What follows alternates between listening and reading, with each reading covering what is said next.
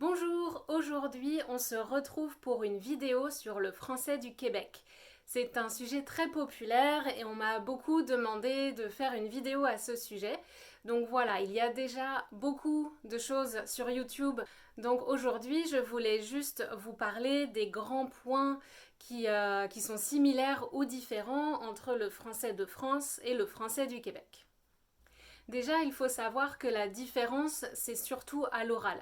Parce que le français écrit, que ce soit au Canada, en France ou partout ailleurs dans le monde, c'est le même. La base du français est très normée et donc le français écrit est partout le même et c'est très difficile de distinguer un texte écrit par un français de France ou d'ailleurs, à moins que l'auteur utilise des mots qui sont spécifiques à la région dont il est originaire. En fait, il y a deux types de français qui coexistent au Canada.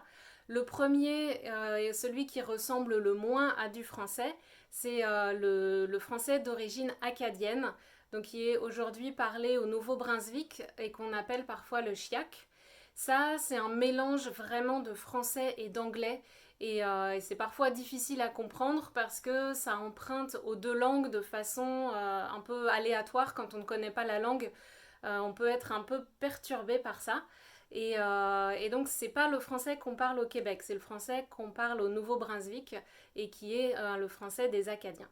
Le français qu'on parle au Québec et dans le reste du Canada, c'est le français laurentien, donc de la région du Saint-Laurent, qui s'est développé à partir de Québec et Montréal.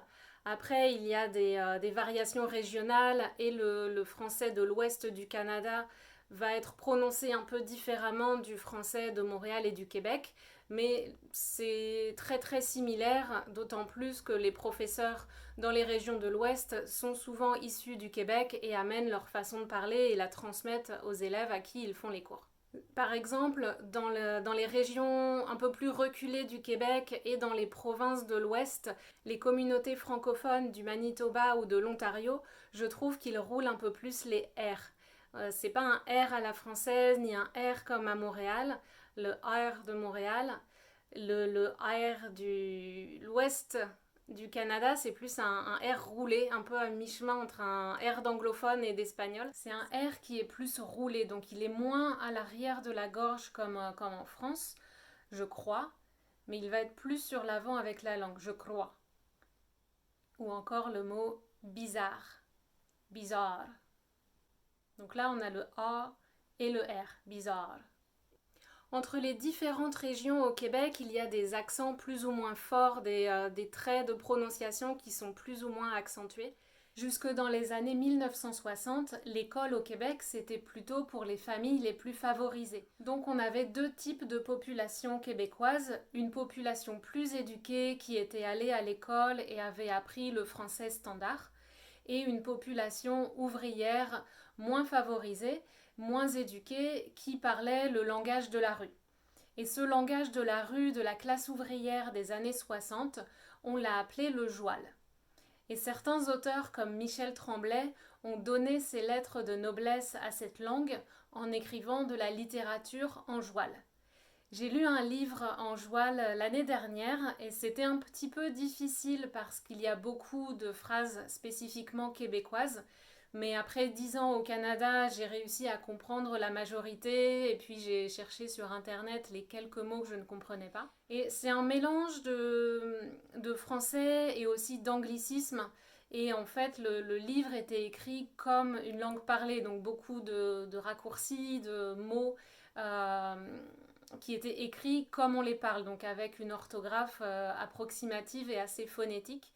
Et donc de nos jours, quand on dit que les gens parlent joual, ça signifie en général le français standard du Québec que les gens parlent au quotidien. Donc c'est pas le français qu'on enseigne à l'école au Québec, c'est le français qu'on parle dans les familles, dans les parcs et entre amis. Donc c'est un français qui mélange pas mal d'anglais et d'expressions très familières. Et c'est avec ce français-là que les étrangers vont avoir des difficultés quand ils vont venir au Québec. En France, il y a eu tout un mouvement d'uniformisation du français au XVIIIe siècle et au XIXe et même encore jusqu'au XXe siècle, et les enfants dans les campagnes françaises n'avaient pas le droit de parler le patois ou la langue régionale. Tout le monde devait apprendre à parler le français standard. Donc l'accent français est peut-être plus uniforme.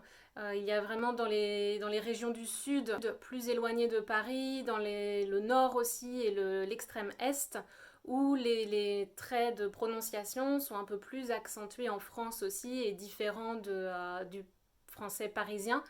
Mais quand vous apprenez le français, vous êtes nombreux à me dire que vous n'arrivez pas à entendre la différence entre un français du sud et un français du centre ou du nord. Donc nous, en tant que Français, on l'aperçoit, cette différence, mais pour le reste du monde, finalement, c'est très limité. Une différence entre la France et le Québec, je pense, c'est qu'en France, on met beaucoup l'accent sur la grammaire. Quand on est enfant, quand on va à l'école en France, on apprend la grammaire pendant des années. Pendant au moins 5 ou 6 ans, on fait vraiment des exercices de grammaire, donc tout ce que vous êtes en train d'apprendre maintenant, nous aussi, on l'a appris quand on avait 5, 6, 7 ans, 8 ans, donc on est passé par les mêmes étapes que vous.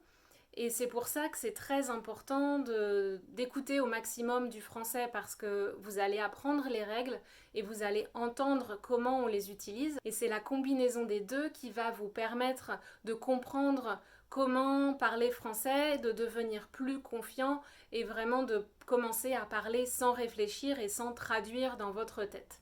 Et si vous comptez émigrer au Canada, bien sûr, apprenez le français standard, mais exposez-vous aussi beaucoup à des supports québécois. Donc regardez la télé québécoise, des vidéos faites par des youtubeurs francophones du Canada, et comme ça, vous allez commencer à comprendre comment parlent les gens là-bas, et quand vous arriverez au Québec, vous serez familier avec le vocabulaire et avec les intonations et la prononciation locale.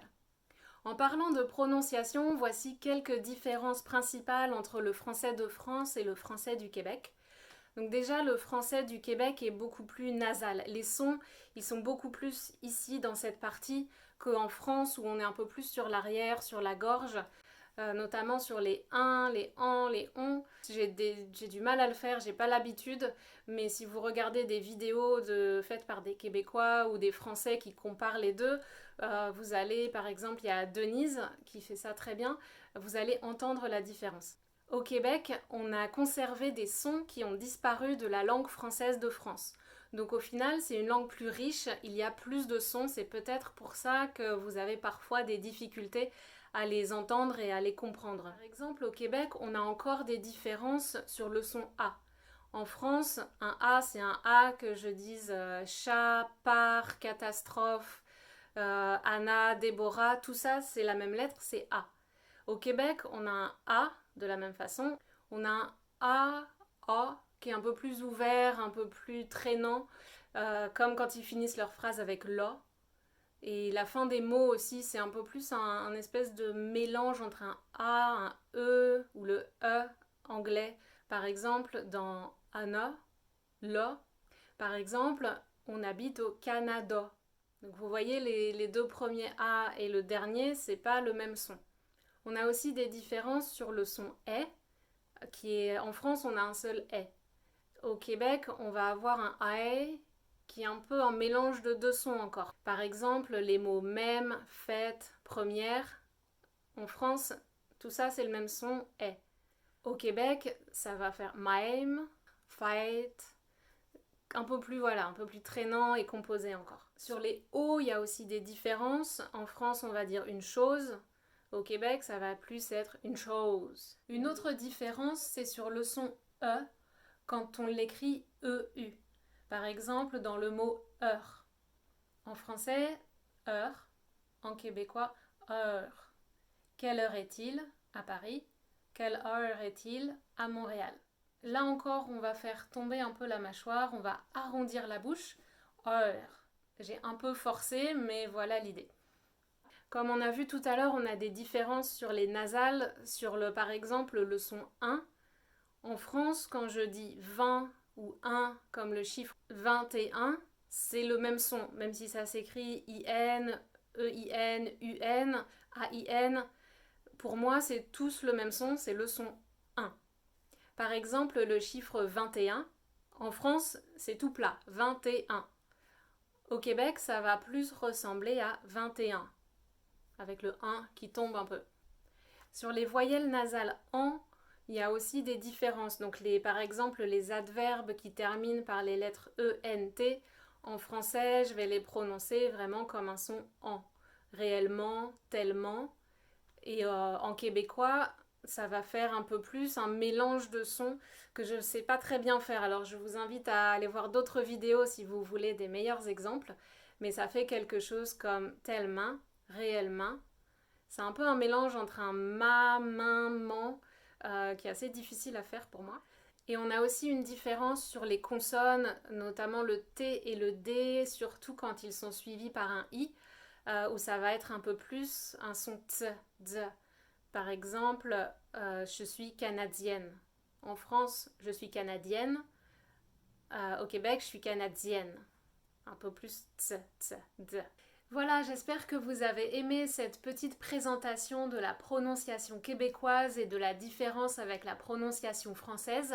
Je me suis rendu compte que cette vidéo était déjà un peu longue, alors je vous retrouve dans une deuxième partie pour vous parler un peu plus du vocabulaire québécois, de la façon de poser les questions typiquement québécoises à l'oral et aussi de l'usage des anglicismes dans le vocabulaire québécois.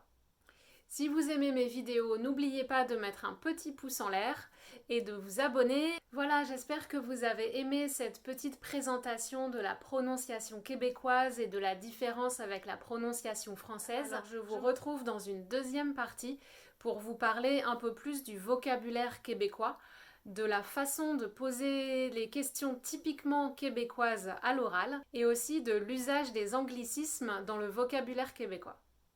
Si vous aimez mes vidéos, n'oubliez pas de mettre un petit pouce en l'air et de vous abonner. Et retrouvez-moi sur Patreon si vous êtes prêt à passer à l'étape suivante. Je partage avec vous plein de ressources pour vous aider à faire des progrès en français.